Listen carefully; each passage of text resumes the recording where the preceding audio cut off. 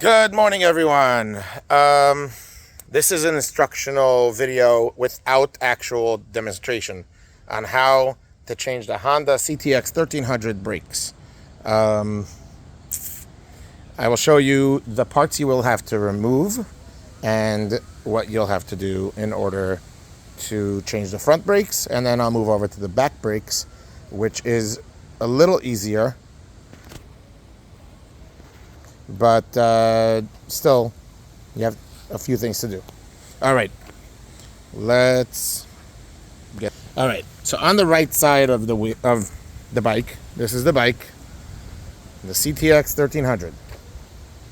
All right, on this side you remove this 12 millimeter and this 12 millimeter bolt, so the whole caliper can be removed.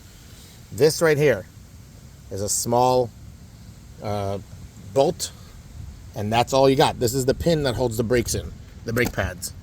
As you see, I just replaced the brake pads. They need to sit on that little, as usual, that little groove inside, and then the pin goes through the pads. Once you got that on there, you slide it back on the rotor. Once you slide it back on the rotor, you put these bolts in.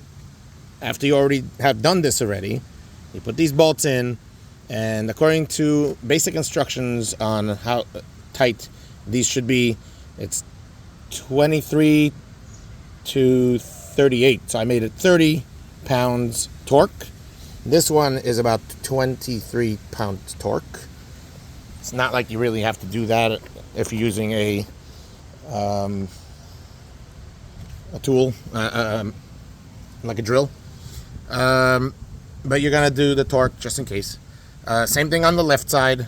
You're gonna take off these two bolts, and this bolt right here is the pin that holds the brake pads in. On the back, you have the case. You have to open it up. Inside the case, there's two bolts, as you see, one here and one there. Okay, you remove these two bolts, and this whole case comes off. The case comes off, and you see the brake caliper back there. Okay, basically you remove a 14 millimeter bolt, and that loosens up the whole thing. You want to tighten up the piston in every case. You want to pull back, just like any other brake change. You want to pull back the piston so you have a lot of space. I would recommend not using a regular flat screwdriver. I actually took a tire removing tool, and I was able to put it in between the calipers and between the brake pads and the rotor, and this way it's round and it didn't cause any damage to my rotor. And that's it. I did not have these instructions before, and now I'm giving it to you.